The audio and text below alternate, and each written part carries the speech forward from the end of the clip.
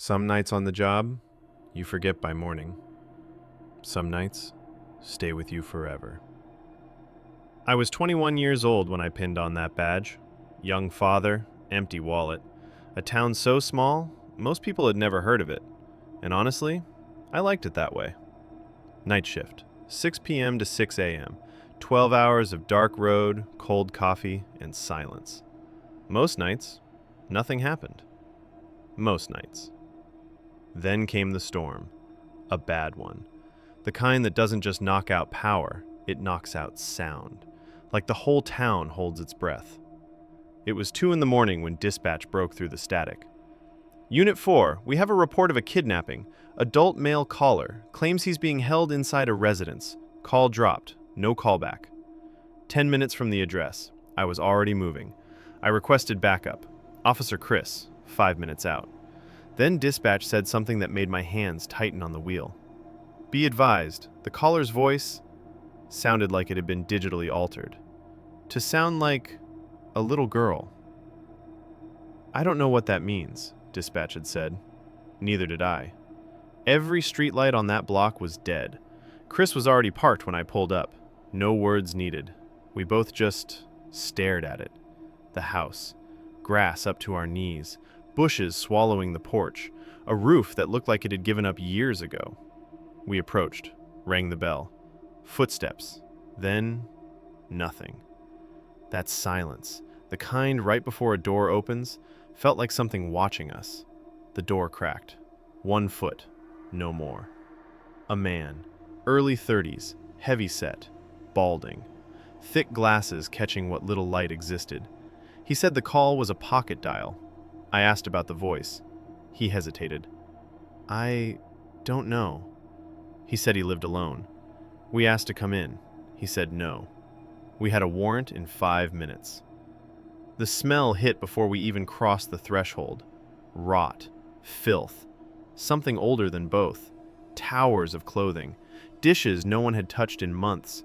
Cockroaches that didn't even scatter when the flashlight hit them. And then, in the hallway, I felt something crunch under my boot. I looked down. A pink Barbie dollhouse. The exact same one I'd bought my daughter for Christmas. He said it was for his nieces. I looked around that house. No child had ever been welcomed here. We cleared the rooms one by one, and then we found it. A life-size doll, dressed in women's clothing, seated in a rocking chair in the corner of a room, perfectly still.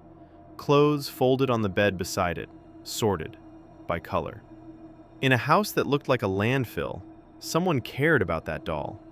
At the end of the hallway, a door. The homeowner, who had been eerily quiet, suddenly became agitated, shifting, muttering, eyes darting. I reached for the handle. He stepped forward. I opened it. Wooden steps, pure darkness below. And then, a sound. Something rattling. From deep beneath the house, the homeowner's voice broke. I'm sorry, I'm sorry, I'm sorry, over and over, like a prayer no one was meant to hear. I went down, step by step, flashlight cutting through black air. Across the basement floor, another door. The sound was coming from behind it. I drew my weapon. Come out! Hands where I can see them! Silence. I reached for the handle, pushed it open, prepared myself for the worst. Inside was a man, mid-40s, thin, trembling, but alive.